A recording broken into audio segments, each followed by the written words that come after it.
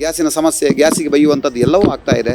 ಆದರೆ ಅವರ ಜೀವ ಉಳಿಸಿರುವಂಥದ್ದು ಯಾರು ಕೇಳಿದರೆ ಗ್ಯಾಸ್ ಏಜೆಂಟ್ರು ಅಂತ ಹೇಳಿದ್ರೆ ತಪ್ಪಾಗಲಿಕ್ಕಿಲ್ಲ.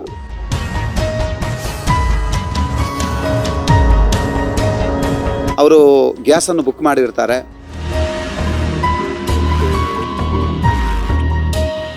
ಆವಾಗ ಇವರು OTP ಕೊಡಲಿಕ್ಕೋಸ್ಕರ ಇವರು OTPಯ ಫೋನ್ ಕೈಯಲ್ಲಿರುವುದಿಲ್ಲ, ಇವರು ಬಾವಿಯೊಳಗಿದ್ದಾರೆ.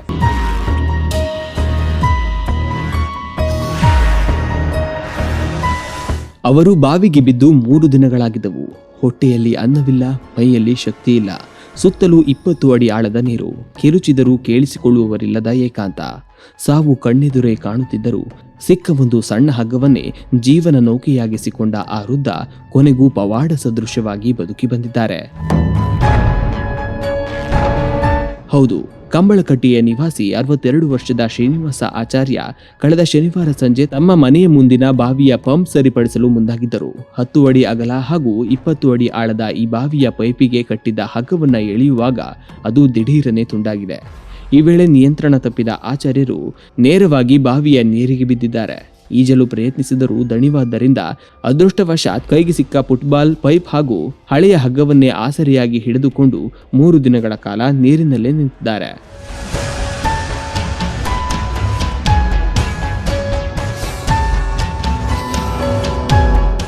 ಆಚಾರ್ಯರ ಜೀವ ಉಳಿಸಲು ಕಾರಣವಾದದ್ದು ಅವರು ಬುಕ್ ಮಾಡಿದ್ದ ಒಂದು ಗ್ಯಾಸ್ ಸಿಲಿಂಡರ್. ಆಚಾರ್ಯರು ತಮ್ಮ ಪರಿಚಯಸ್ಥ ಗಣೇಶ್ ಎಂಬುವರಿಂದ ಗ್ಯಾಸ್ ಪಡೆದುಕೊಂಡಿದ್ರು. ತಾನು ಬುಕ್ ಮಾಡಿದ ಸಿಲಿಂಡರ್ ಬಂದ ಮೇಲೆ ಮರಳಿಸುವುದಾಗಿ ತಿಳಿಸಿದ್ರು. ಆದರೆ 3 ದಿನಗಳಾದರೂ ಇವರು ಫೋನ್ ಕರೆಗೆ ಸಿಗದಿದ್ದಾಗ ಗಣೇಶ್ ಅವರಿಗೆ ಸಂಶಯ ಮೂಡಿದೆ. ಕೂಡಲೇ ಗ್ಯಾಸ್ ಏಜೆನ್ಸಿಗೆ ಕರೆ ಮಾಡಿದಾಗ ನಾವು ಆಚಾರ್ಯರ ಮನೆಗೆ ಹೋಗಿದ್ದೆವು, ಅವರು ಮನೆಯಲ್ಲಿ ಇರಲಿಲ್ಲ ಎಂಬ ಮಾಹಿತಿ ಸಿಕ್ಕಿದೆ. ಇದರಿಂದ ಆತಂಕಗೊಂಡ ಗಣೇಶ್ ನೆರೆಹೊರೆಯವರೊಂದಿಗೆ ಪರಿಶೀಲಿಸಲು ತಿಳಿಸಿದ್ದಾರೆ.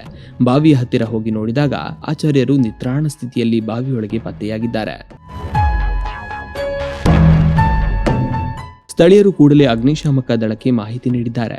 ಲೀಡಿಂಗ್ ಫೈರ್ ಫೈಟರ್ಗಳಾದ ಸತೀಶ್, ಅಶ್ವಿನ್, ಸನಿಲ್ ಹಾಗೂ ತಂಡದ ಸದಸ್ಯರಾದ ಭರತ್, ಗಣೇಶ್ ವೇತಾಳ್ ಹಾಗೂ ಮಹಾಂತೇಶ್ ಅವರು ತಕ್ಷಣ ಕಾರ್ಯಪ್ರವೃತ್ತರಾಗಿದ್ದಾರೆ.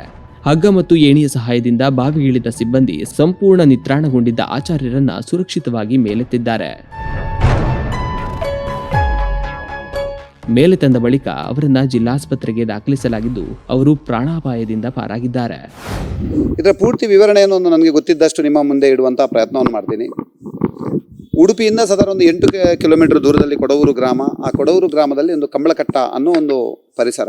ಆ ಪರಿಸರದಲ್ಲಿ ಮನೆಯಲ್ಲಿ ಒಂಟಿ ಜನ ಇದ್ದಂಥ ಶ್ರೀನಿವಾಸ ಆಚಾರ್ಯರು ಕಳೆದ 3 ದಿನ ಒಂದು ಬಾವಿಯಲ್ಲಿ ನೇತಾಡಿರುವಂಥ ದುರ್ಘಟನೆ ತುಂಬ ಬೇಸರದ ಸಂಗತಿ ನಮ್ಮ ಗ್ರಾಮದಲ್ಲಿ ನಡೆದಿದೆ. ಇದರ ವಿಚಾರ ಏನು ಕೇಳಿದರೆ, ಅವರ ಪಂಪ್ ಅವರು ಕೃಷಿಕರು, 62 ವರ್ಷದ ವಯಸ್ಸಿನವರು ಅಂದಾಜು.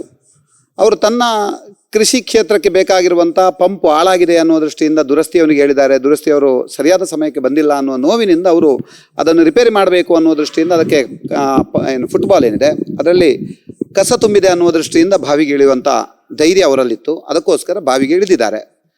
ಬಾವಿಗೆ ಇಳಿದಾದ ಮೇಲೆ ಅದರಿಂದ ಮೇಲೆ ಬರಲಿಕ್ಕೆ ಅವರಿಗೆ ಸಾಧ್ಯ ಆಗಿಲ್ಲ.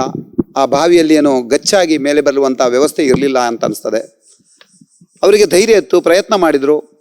ಆದರೂ ಮೇಲೆ ಬರುವಂಥ ಸಾಧ್ಯ ಇಲ್ಲದ ಸಂದರ್ಭದಲ್ಲಿ ಅವರು ಕೂಗ್ತಾರೆ, ಇನ್ನೊಬ್ಬರ ಮೊರೆ ಹೋಗ್ತಾರೆ. ಆದರೆ ಯಾರೂ ಬರುವಂಥ ಲಕ್ಷಣ ಕಾಣ್ತಾ ಇಲ್ಲ. ಯಾಕೆ ಕೇಳಿದರೆ ಅದೊಂದು ತೋಟದ ಮನೆ, ಹತ್ರದಲ್ಲಿ ಯಾವುದೇ ಮನೆಗಳು ಇಲ್ಲದ ಕಾರಣ ಈ ರೀತಿಯಾಗಿದೆ. ಆದರೆ ಅವರ ಜೀವ ಏನಾಗಿದೆ ಕೇಳಿದರೆ 2 ದಿನ ಅವರು 2 ರಾತ್ರಿ ಮತ್ತು 3 ಹಗಲು ಆ ಫುಟ್ಬಾಲ್ನಲ್ಲಿ ನಿಂತು ನೇತಾಡಿಕೊಂಡು ತನ್ನ ಜೀವವನ್ನು ಉಳಿಸಿದ್ದಾರೆ ಅನ್ನುವಂಥದ್ದು ನಮಗೆ ಖುಷಿಯ ವಿಚಾರ. ಯಾಕೆ ಕೇಳಿದರೆ ಅದೊಂದು ಹೆಮ್ಮೆ. ಯಾಕೆ ಕೇಳಿದರೆ ಅಷ್ಟು ಧೈರ್ಯ ಅವರಲ್ಲಿತ್ತು ಅಂತ.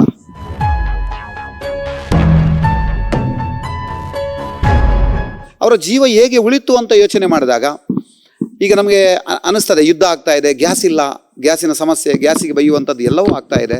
ಆದರೆ ಅವರ ಜೀವ ಉಳಿಸಿರುವಂಥದ್ದು ಯಾರು ಕೇಳಿದರೆ ಗ್ಯಾಸ್ ಏಜೆಂಟ್ರು ಅಂತ ಹೇಳಿದ್ರೆ ತಪ್ಪಾಗಲಿಕ್ಕಿಲ್ಲ. ಅವರು ಗ್ಯಾಸನ್ನು ಬುಕ್ ಮಾಡಿರ್ತಾರೆ. ಗ್ಯಾಸ್ ಒಂದು 2 ದಿವಸ ಆದಮೇಲೆ ಗ್ಯಾಸ್ ಬಂದಿರ್ತದೆ. ಗ್ಯಾಸ್ ಬಂದಿದ್ದಾಗ ಅವರಿಗೆ OTP ಬೇಕಾಗ್ತದೆ, ಗ್ಯಾಸ್ ಏಜೆಂಟರಿಗೆ OTP ಬೇಕಾಗ್ತದೆ. ಆವಾಗ ಇವರು OTP ಕೊಡಲಿಕ್ಕೋಸ್ಕರ ಇವರು OTPಯ ಫೋನ್ ಕೈಯಲ್ಲಿರುವುದಿಲ್ಲ, ಇವರು ಬಾವಿಯೊಳಗಿದ್ದಾರೆ. ಆದರೆ ಅವರು ಗ್ಯಾಸಿನವರಿಗೆ ಅದು ಗೊತ್ತಿಲ್ಲ.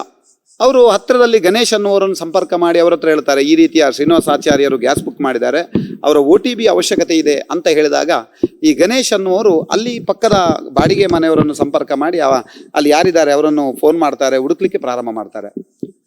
ಹುಡುಕಿ ಆದಮೇಲೆ ಗೊತ್ತಾಗ್ತದೆ ಏನಂದರೆ ಮತ್ತೆ ಕೂಗು ಕೇಳಿ ಬರ್ತದೆ. ಆವಾಗ ಗೊತ್ತಾಗ್ತದೆ ಏನು ಕೇಳಿದ್ರೆ ಅವರು ಬಾವಿಯ ಒಳಗಡೆ ಇದ್ದಾರೆ. ಬಾವಿಯಲ್ಲಿ 2 ರಾತ್ರಿ ಪೂರ್ತಿ ಬಾವಿಯೊಳಗಡೆ ಇದ್ದುಕೊಂಡು ನೇತಾಡ್ಕೊಂಡಿದ್ದಾರೆ, 3 ಹಗಲು ಬಾವಿಯಲ್ಲಿ ನೇತಾಡ್ಕೊಂಡಿದ್ದಾರೆ ಅನ್ನೋದು ಗೊತ್ತಾಗ್ತದೆ. ಮತ್ತೆ ಪರಿಸರದವರೆಲ್ಲ ಸೇರಿಕೊಂಡು ಅಗ್ನಿಶಾಮಕದವರಿಗೆ ಗೊತ್ತಾಗ್ತದೆ. ಅಗ್ನಿಶಾಮಕದವರು ಬಂದು ಅವರನ್ನು ಮೇಲೆತ್ತುವಂಥದ್ದಾಗ್ತದೆ ಅನ್ನುವಂಥದ್ದು ಸತ್ಯ. ಅವರ ಜೀವ ಉಳ್ಕೊಂಡಿದೆ. ಈಗ ಸದ್ಯಕ್ಕೆ ಏನು ಪ್ರಾಣಾಪಾಯದಿಂದ ಪಾರಾಗಿದ್ದಾರೆ, ಏನು ತೊಂದರೆ ಇಲ್ಲ. ಆಸ್ಪತ್ರೆಯಲ್ಲಿ ಅವರು ಚೇತರಿಸಿಕೊಳ್ತಾ ಇದ್ದಾರೆ.